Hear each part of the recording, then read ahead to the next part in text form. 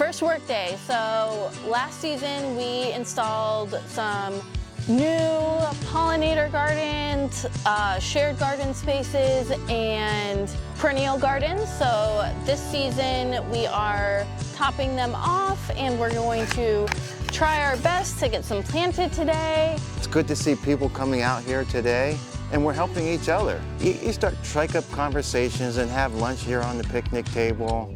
So it's just a nice community feeling that everybody's here working together. We're going to be planting some lettuces, cilantro.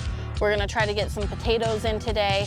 All those items will be used to donate back to the community. So we have a bunch of volunteers who pop by our garden every day to pick up donations from other garden members. This season we're going to be doing a very cool squash called Birdhouse Gourd, and what we'll end up doing is letting that dry, and we have a partnership with the JP school down the road, and hopefully we can get enough gourds dried by next season so that we can do an activity where we build birdhouses out of the gourds, which would be really cool. It's a real pleasure to join in with like-minded people. I've never involved in a community garden before, and so everybody here is so very helpful, and they contribute in.